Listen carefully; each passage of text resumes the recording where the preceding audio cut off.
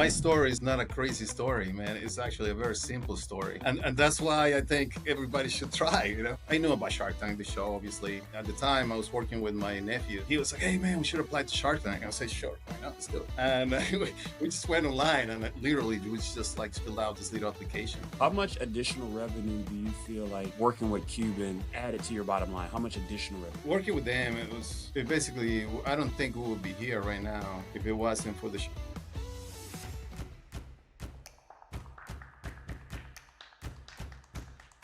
You mentioned before how you were dropped off in Newark, New Jersey at the age of 16, not knowing the language. How did that make you feel? Yeah, man.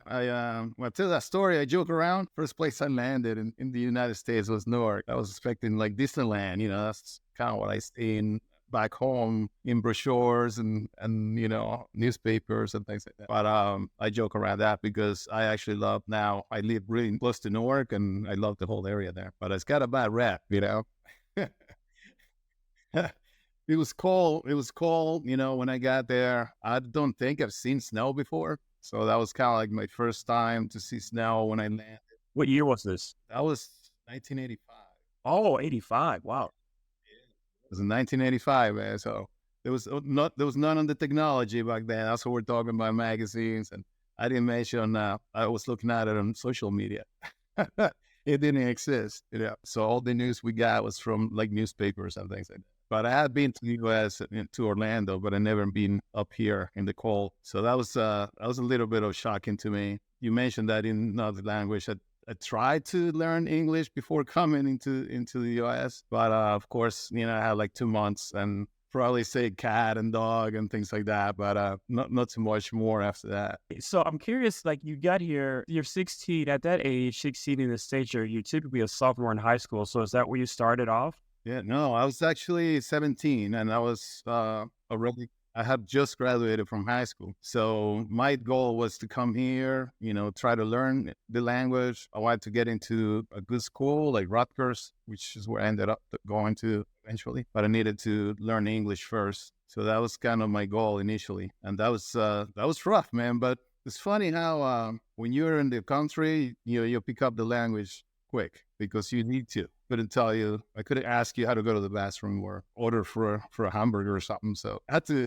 kind of like see what other people were doing and saying and kind of like figure it out. But I also took some courses, you know, like English as a second language. All my classmates, man, none of them knew English. So I became really good friends with them because we sort of communicated through like sign language and whatever little bit of English we knew. And somehow, you know, I made some really good friends like that, you know, at the program. You know, we sort of learned English together. So at this moment, you learn English. I think it's interesting that you already graduated when you came here, get into Rutgers University, then also to excel in Rutgers University, you know, getting your doctoral degree, then you get into the food space where you become essentially like a food scientist. So how long before, so this is 1985. So how long before you become a food scientist? Like you become a food scientist working on all these different companies. Did you say, hey, I want to be an entrepreneur? Is that something that you always wanted to do, or is it just came because you were trying to solve a problem?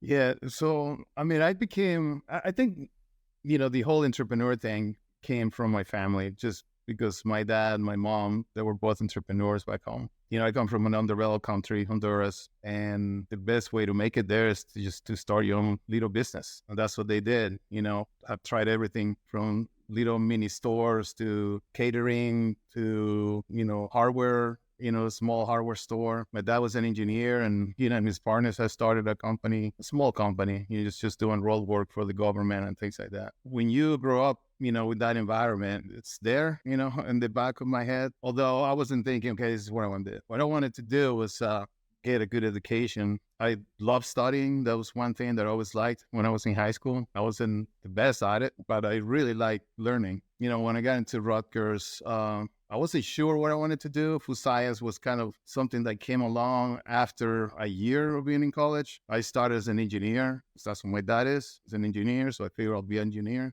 Realized I didn't really like it, man. I was like, I'm not liking any of these classes, you know. And I was like, forget about taking all those, you know, physics and math. I'm like, no way, man. And so I went to see a counselor, and we kind of went through books. And she's like, you know, just pick something that you like. And food science kind of interests me because it was all about, the science of food, which I was so interested in because at the time I was trying to see what kind of food I should be eating to like get bigger. I was a very skinny guy. It kind of was a personal interest to me, and I figure I could make a career out of this. It's pretty cool. I switched from engineering to food science. I graduated at Rutgers, and then I was, fortunate that I had hooked up with a professor there, and he wanted me to work with him in some projects. And he was able to get me some grants to continue my education into grad school, and I got my master's and PhD that way. You got your master's, PhD. You're working in food science. You're a bodybuilder. Well, when I first, like I was saying, man, I was a skinny little guy. So when I was home, I used to do a lot of swimming. That's one thing.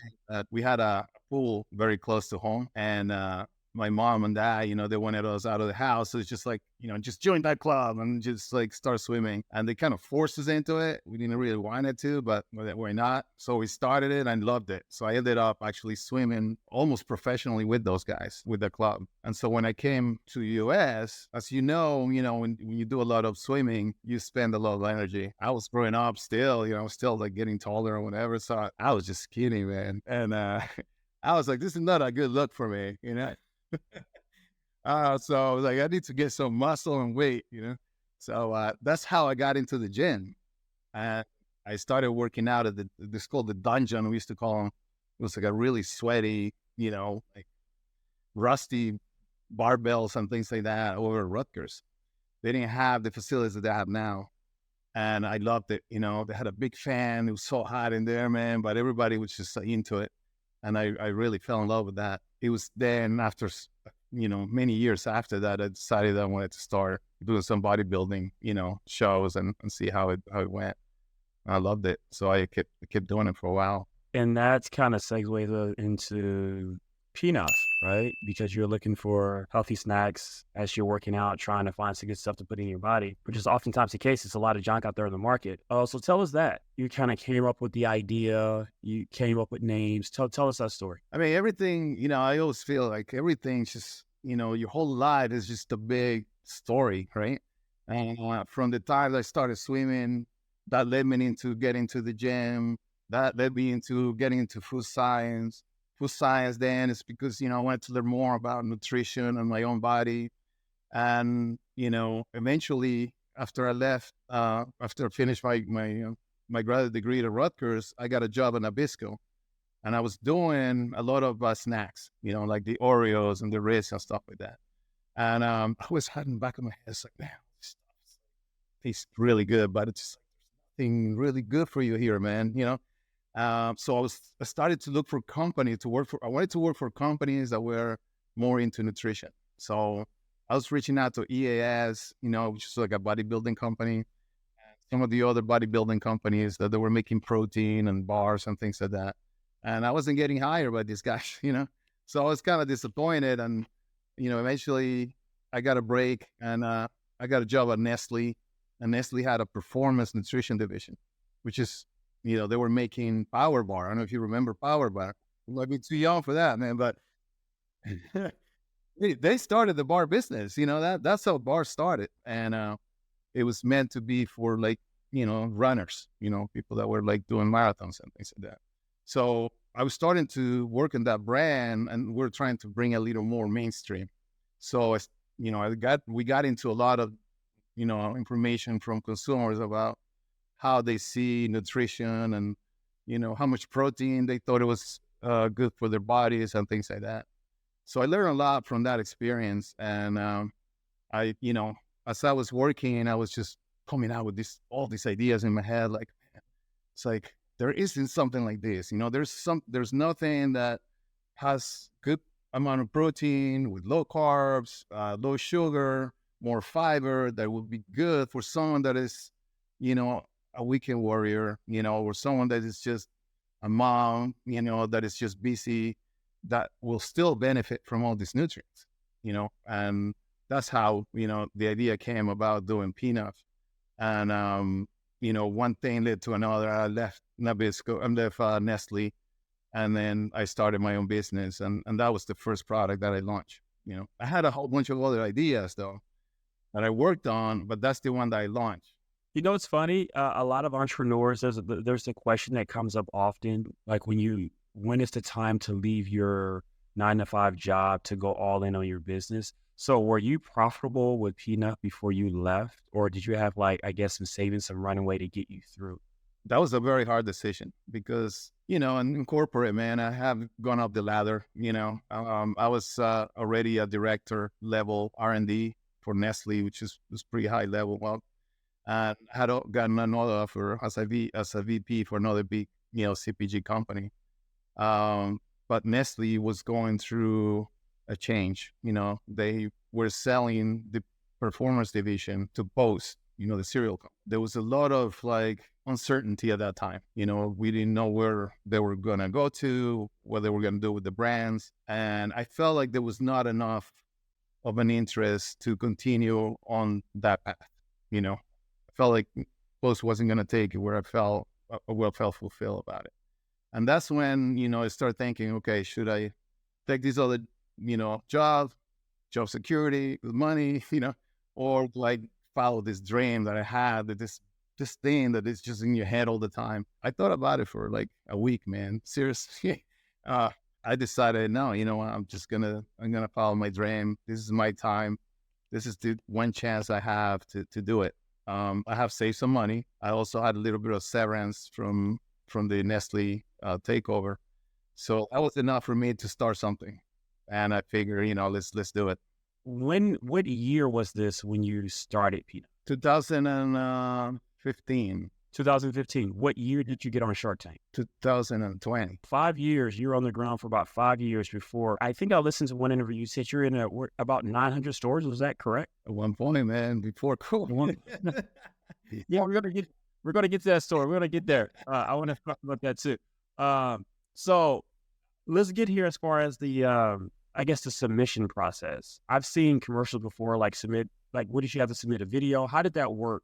And how did you hear about it? Tell us that story. My story is not a crazy story, man. It's actually a very simple story. And that's why I think everybody should try, because for me, it was more of I know about Shark Tank, the show, obviously. And at the time I was working with my nephew. He was, hey man, we should apply to Shark Tank. I said, sure. And we just went online and literally we just like filled out this little application. And we forgot about it. We sent it out. We forgot about it. 2 years later or a year and a half later, I get this phone call, while I'm at the airport in San Francisco. And there's a lady, saying that she was from Shark Tank. She was a producer and came all these questions if we'll be interested in coming to the show. I'm like, wait, it's a joke? It's like, I totally even forgot that I applied, And so turns out it was real, man. And it's like, okay, yeah, absolutely. For sure, I'm interested. And that's how it went. So to me, I think it was kind of a simple process, because I've heard of other people having to go to a location and do a whole pitch and things like that. I didn't really have to do all that. Maybe because of COVID too, it's a little bit, because at the time they weren't doing those. They were probably picking companies out that they felt would be good for the show. And then they were interviewing us over Zoom. So I had a Zoom call with them. I guess they kind of want to get a feeling of what your personality is like. You're going to be someone that will be good on camera, and, entertainment is a big thing for Shark Tank. So they want someone that can actually entertain. So I think, I passed that and eventually, I went into the casting and we did all that. So the pitch, which is very memorable as far as entertaining, how did you, not to go into too much detail, but your preparation for that, and were you looking at other game film, I like to call, looking at other pitches on YouTube videos, how other people did it, or did you already have an idea of what you wanted to do as you went into the? Yeah, no, it's funny because I was never really into Shark Tank. I'd watched obviously some of the shows, but I wasn't like one of those people that like watching every season and everything. My thought was like, hey, I know I want to tell my story, and it's got to be short. I started working with the producer from Shark Tank, and I basically sent them like a big story. It was like 2.5 pages long, and they were like, okay, this is pretty cool. Now we got to condense it down to like 5 minutes. So rule number one, so be able to tell your story in 5 minutes. So yeah, basically you tell me your whole life story in 5 minutes. So I was like, oh, wait, holy crap. Yeah, this is going to be tough. But it actually turned out pretty cool, man, because, I just figure, okay, these are the important key elements that I think that could tell the story and will be interesting. One of the things that I talk back and forth with the producers is about, this whole thing of me ripping off the scope. The idea was kind of mutual because they knew that I was into bodybuilding, and they asked me, hey, are you still doing bodybuilding? I was like, well, it's COVID time. I'm like, there's no shows or anything, but I did one last year. I said, you think you can, like, you feel comfortable coming? I was like, are you serious? Are you asking me to like take off my clothes and, like, on national TV? And I said, well, if you're comfortable, I was like, yeah, I could do it, And so but at the time, obviously it's COVID time. There's no gyms. I always try to stay in shape, but I was like, man, I gotta get myself, in like really good shape, right? I started running. I started doing like stuff at home, a lot of like home gym stuff, this little program that I was doing. And so I prepared myself to be in good physical shape for the show that way. I was like, oh man, how am I going to do this? Without a gym, it's tough. So when you go on now, of course, you get to deal with Mark. Yeah, when I was watching it too, I thought I was rewatching it. It just seemed like Mark was just sitting back, so cool, not letting everyone do their thing. Then he comes and says what he says about like his wife buying him those, and he had him, he loved him. Talk about secure to deal with Mark. Like, and I heard you mention that was kind of like the one you wanted going into it. Like, what's the process after you get a deal? And I've heard stories where people get deals and they give Shark Tank money. They never hear from and never hear from the person again. So is there some sort of a due diligence process after Shark Tank? Yeah. I mean, there is before and after. I think the biggest one, the biggest due diligence, I think, happens before. There's a lot of summation of information that we have to do. I believe it took me almost like a whole month to fill out all this information. I basically had to go back to the beginning and they almost like day by day tell the whole story, financially, personal, in market, everything that we were doing. I think as long as you're telling the truth and not really embellishing, you'll come out good. But they do also have, they do ask you for more information after the deal is done, especially financial information. And I guess they go through a review process. For me, it was pretty straightforward, man. The guy, there was not really questions. Everything was clear, and what he offered me on the show was exactly what I got. And it was just a matter of, okay, here's how we're gonna transfer the money. They wanted to do it in quarters, and they just wanted me to explain to them exactly how I was gonna use that money. And this is Mark's team. This is Mark's team, yeah. The Shark Tank people, after the show is done, they're off. They're out of it. So I got approached by one of Mark's people, after the pitch. He gave me his business card, and he basically said, hey, look, let's schedule a time to talk sometime next week when you get back to home and whatever. That's what we did, So you're riding high. You just come off Shark Tank like a lot of people do. Of course, sales always goes up, but for context, for the audience that's listening, this is COVID time. Before you went in, you had a pretty good amount of stores, 900. And so we kind of felt good. But what happened after the show? Well, I mean, it was tough because, it came right at the time. Things happen for a reason. It came at the best time that it could probably happen. Like I said, before COVID, my focus was just retail. So that's why I was driving retail, So like I said, we were about 900 stores, mostly up here in the Northeast. But we're riding good, it was moving well. When COVID hit, we started seeing a decline in sales. All the stores were shutting down. We're unloading independents. A lot of the independents were like closed. Some of the chains were open, but even the chains that we were on, they were basically taking shelf space of unnecessary, I guess, items to put more of the highly needed items, like masks and toilet paper, right? Remember, that's kind of like what people were looking for. And some of the staples, like rice and beans, right? Healthy snacks and, especially a new healthy snack that was kind of like pushed to the side. So we saw a huge decline. And at that time, we figured, man, we got to get into the online business now because we're not going to survive with retail. Who knows how long this is going to last, right? At the time, my website, you couldn't even buy product out of the website. It was more an informative website. And with Amazon, we were in Amazon, but we weren't really pushing Amazon at all. It was just there. When we started to see that decline, everything changed. I was like, I'd hire someone to help me build a new website completely from the ground up. And, we made it shoppable. I started to talk to somebody else about Amazon and how to manage Amazon better and start to do some, promotions on Amazon and things like that. So as we were doing that, Shark Tank came on. So it was almost like perfect because we had just finished the website. A month later, I was already on Shark Tank on TV. Oh man, I was like, I could have missed on all the sales, if I didn't have a shoppable website. So it was just like by a hair, man. So let me get this. You went on Shark Tank 2020. What month 2020? So it was the summer. It came on in October. October. I was there in August, I think. August. Okay. So then after that, you lose all the stores. Then a month later in October, right, it comes on. So question, when you're going through this situation, you just get to deal with, or is Mark's team helping you? Like, giving you business advice on how to do the e-commerce stuff? Because I know his background is tech and that's what he does. Is his team like guiding you around that and how best to do that? Yeah. So, at that time, we were still kind of going through that process of onboarding. It probably took about 3 months or so. Really? Oh, okay. How long does it take, the onboarding process? Probably took about 3 months or so. And what's happening in that process? I mean, you're just getting numbers. What was? We're talking to his lawyers. My lawyers talking to their lawyers. They're sending the documents of what the contract is going to look like, and we're signing things, and we're going back and forth. That kind of stuff. And they want some information on financials, and we weren't really. It was almost like we were still in the process of creating this partnership.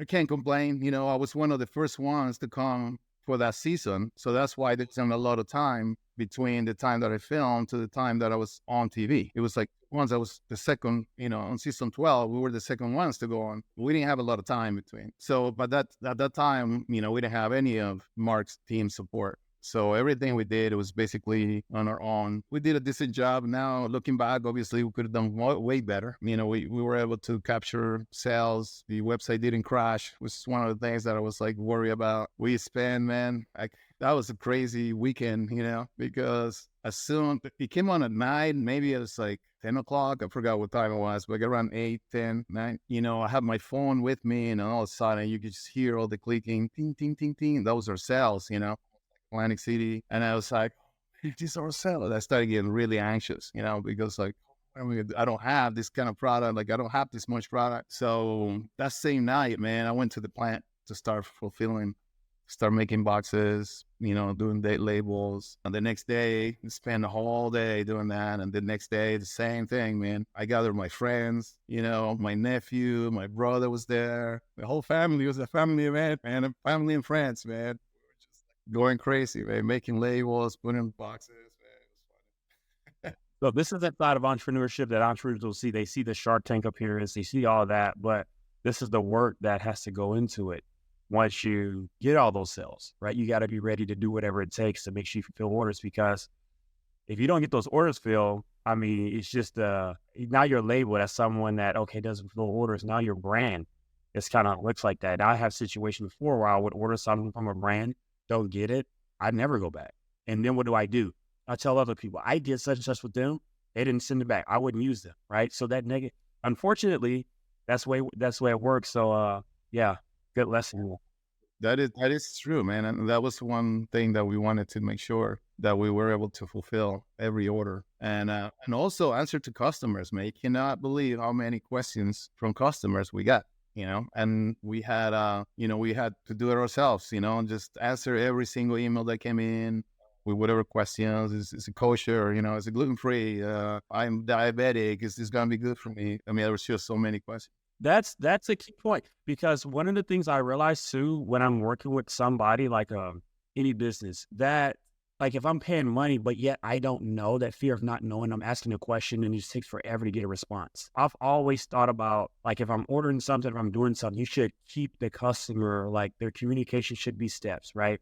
I got your question. I received your question. I'll give you an answer within XYZ time. So the person's just not sitting there waiting, like, did they even get it? Did it go into a black hole? So that's important that you say that. We still do it that way. We still do it in a personal way. I know that, with the advance of artificial intelligence, there's a lot of programs out there that could help you, with customer questions and things like that. We tested them, and the thing is, there's something about it. They're good, but you still not get that personalized, human touch to it. And I feel like, we want to give that human touch, and so we continue to do it, ourselves. We have somebody who pretty much does all our customer service questions, and we take one by one. That's good. AI is developed, but yeah, that ability to talk to a person, I think the more individuals that prioritize that, and companies are going to win, because people are humans.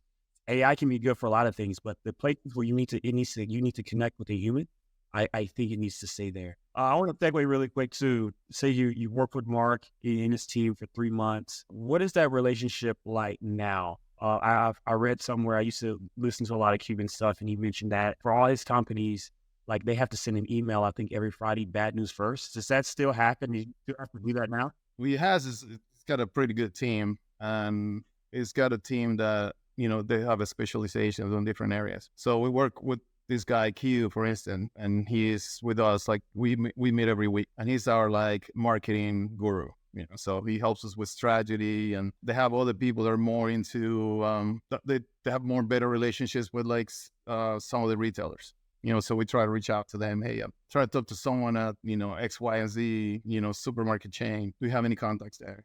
They try to help us and make a connection there. With Mark directly, I talk to him mostly through email, be honest with you. He's pretty good at responding to email. Normally it's more about high level stuff. We're trying to make a big decision, like we decided to move plants to a different location. That kind of news, I wanted to talk to him and make sure that he understood what we're trying to do. We were going to use, some of the funds that he gave us to do that, and a lot of different things. It's pretty good, man. He's actually very engaged with the brand. He wants to know, just high level stuff, and he will provide his feedback as to, what his thought is in terms of branding. Like we changed the bag. It used to look somewhat different. Now it kind of, this is the new look of the bag. That came from him. He said, look, I think we need to change the bag and the branding. And he didn't tell you exactly what he's thinking of. So that was a little bit of a back and forth guess kind of thing for us, because we're like, okay, what exactly you want,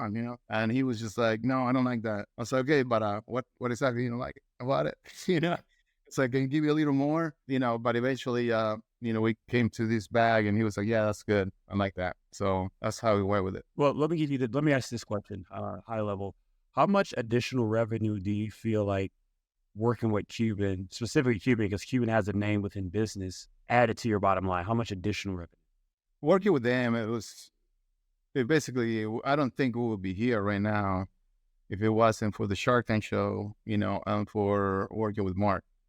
Obviously, his funds is what helped us survive.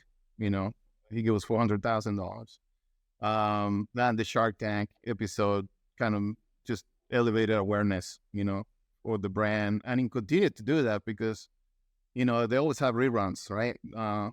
Every 3 months we see a rerun, and we see an influx of new customers. So I would say without that, we wouldn't be here. It was, I think, COVID was just putting a seal on us at that point. So, now we continue to work, we continue to use his name, we continue to use the Shark Tank name whenever we can, just to help with credibility with buyers. It gives you that credibility. Also with consumers, people are more curious to try the product that has been on Shark Tank, for instance.